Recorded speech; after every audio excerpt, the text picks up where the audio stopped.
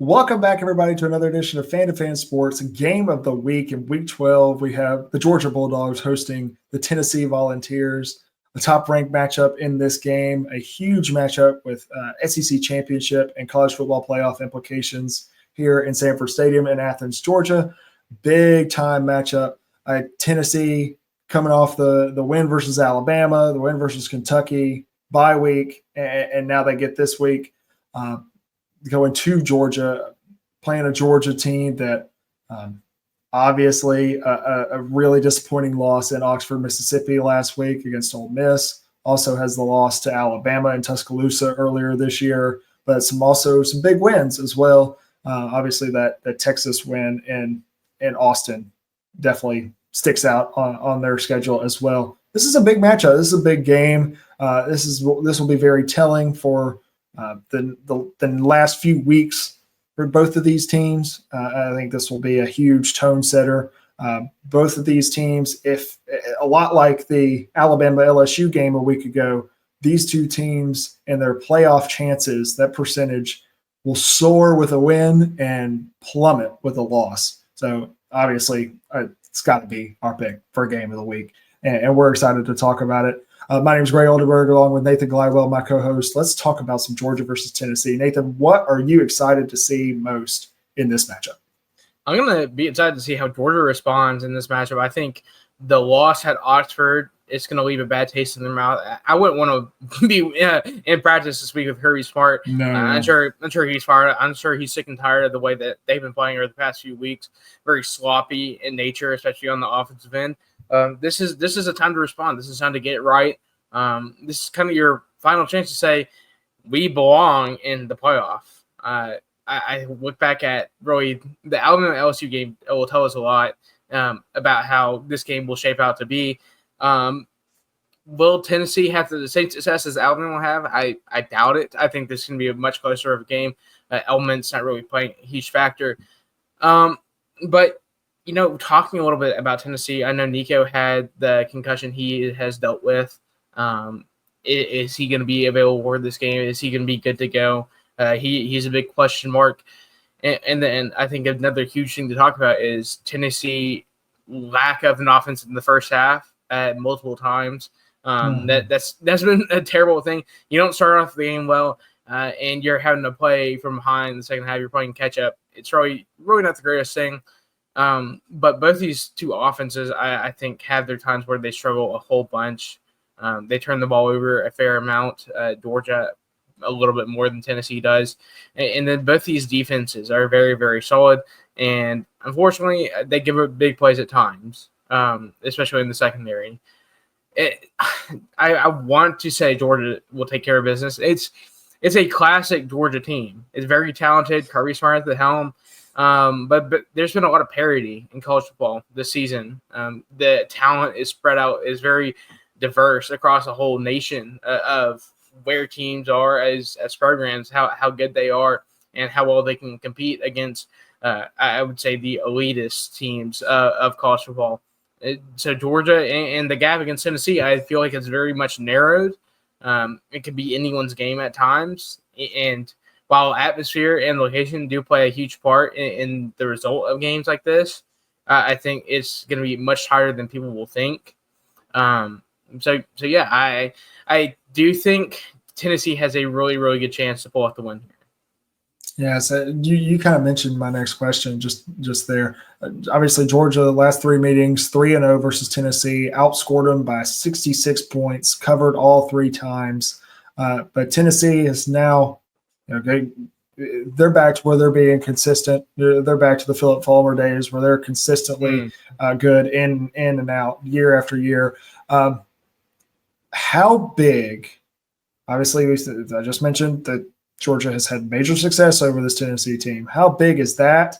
And this being in Sanford Stadium, it's a night game kicking off at 6:30 Central Time, 7:30 Eastern Time on ABC, the primetime game. How big are those things, those little factors in this game?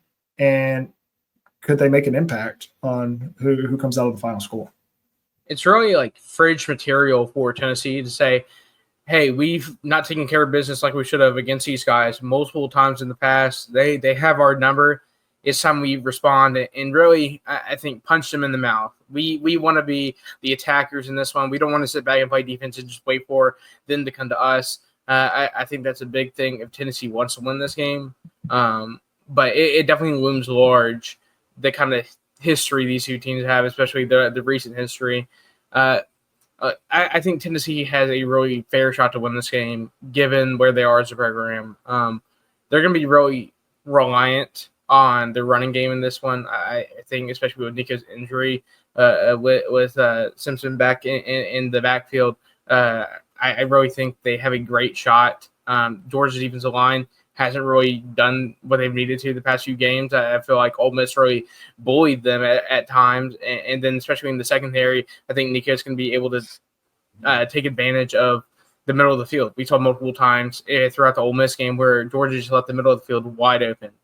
Now, on the flip side, Georgia's defense. What can they do to disrupt Tennessee's offense? It's about bringing pressure. It's about putting Nico in bad situations, really forcing him to make mistakes. He's a younger guy. He's not as experienced.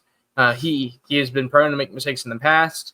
So I think you got to bring pressure, and then you got to rely on your secondary a lot more. I think man coverage will be the way to go in this game.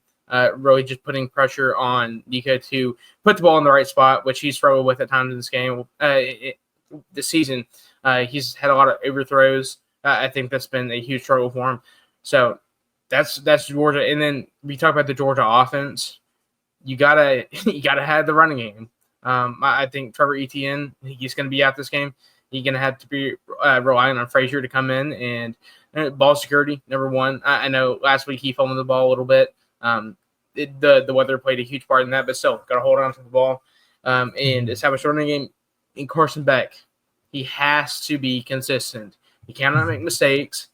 Tennessee will try to force him into bad situations, putting him really to make mistakes, to throw interceptions like he has in the past, so they can see more possessions, to really just steal the game away from Georgia. So Carson Beck has to be consistent. And then Tennessee's defense, bring pressure as well. Carson Beck has absolutely struggled against the pressure. He fumbled a lot as well against Ole Miss. But I mean, it's really just two similar game plans for both these teams and keys to win, really. I agree. I think taking care of the ball is the absolute biggest thing. I think whoever wins the turnover battle is going to win this game. I really do. Because of the turnover problems we've seen for both of these offenses. You mentioned Georgia's turnover problems, and especially them not having ETN in this game, and how inconsistent Carson Beck's been over the last 5-6 games. And then on the flip side, especially with Nico's injury, how does that Tennessee offense look? Dylan Sampson back in? Are they going to be able to rely on him? Is Nico going to be carving Georgia up just like Jackson Dart did? They're going to have the ability to do that. I know they have the playmakers to do that. Guys like Brew McCoy and Squirrel White on that team. And so it's not like Tennessee can't, but it's if Tennessee will. And they've got to take advantage of their opportunities in this game. I do want to mention the spread in this game before we start talking about predictions and how we think this game is going to go.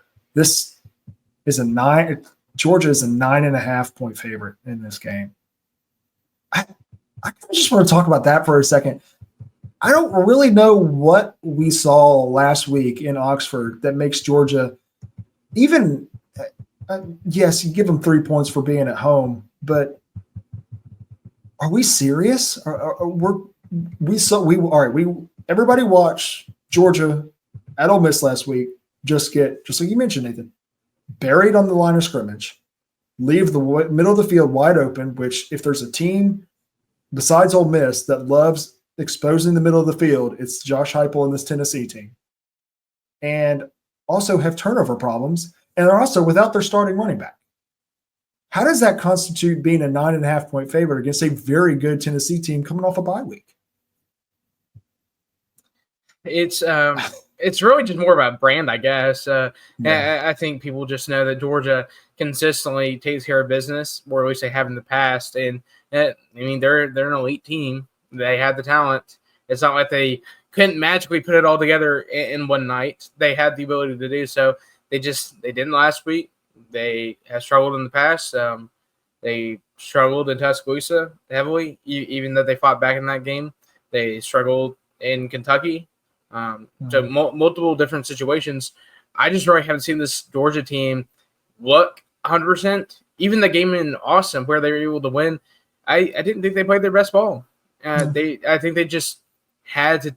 They were able to take advantage of what Texas failed to do on the offensive end. So I don't think the Georgia team is really as good as we've seen in the past. The talent's always there. Yeah. The discipline is a huge thing, and then the lack of playmakers on the offensive end is another. Yeah, obviously Georgia is missing Lab McConkey and Brock Bowers from a year ago. Carson Beck doesn't have his two top guys that he had last year, and it is showing. It is showing tremendously, especially with some of his middle of the game decision making, where it's costing Georgia big, cost Georgia against Alabama, cost Georgia against Ole Miss, and it could very easily cost Georgia in this game. Let's start talking about our predictions. Nathan, I'll throw it to you first. Georgia is a 9.5-point favorite in this game, and the over/under is 47. I kind of like that. The 47 that's a tough over/under to kind of predict. What do you think is going to happen in this one, and who do you think walks out of there with a win? Ultimately, I think I'm going to take Tennessee against the spread. I think 9.5 is a lot of points. That's like saying Georgia's going to go and basically win by 10 points right there, which is definitely plausible. But I think the game will be much closer in that aspect. So I want Tennessee to cover. I do want Georgia to take care of business. I think a touchdown win, even a field goal win, I think it's going to be very, very close. It's going to be very back and forth. I think both teams will end up making mistakes. I think Tennessee will run the ball a little bit better, but I think Carson Beck, this is going to be his get-right game. He's going to have more of an opportunity to make plays. I think people will step up for him, and they're going to take advantage a lot in the offensive end and make some big plays to get in this victory. I will take I think I'm going to take the over here. 47, it's a tough mark to go against, but I think both these offenses have the ability to be really high-powered and put up a lot of points, so I'm going to go and take the over in this one. I like it. Well, I like it. It's going to be hard to disagree with that pick, because especially if you look at what Georgia has done against the spread this season. Georgia has only covered twice in their 9 games this year that they have been favored in every single one of them. And so it's really hard not to pick Tennessee, because even if Georgia wins by a touchdown or even 8 points, you get your money there. So I am going to take Tennessee against the spread, and I'm going to take Georgia to win outright. I think Georgia wins this game in a field goal. I think this comes down to the end. I think this is a back and forth game. The over and under being 47 is really weird to me, because I was really thinking this game is a 22-19 or a 23-20 or something like that, and that constitutes me taking the under. But 47 is just so low that I can't do that. So I'm going to take the over as well, because, I mean, even if you get to 27-24, which is very, very plausible in this game, that's over when you're talking about 47. So I'll take the over as well. So the same picks for us. Thank you guys so much for watching. This has been the Week 12 edition of Game of the Week on Fan to Fan Sports.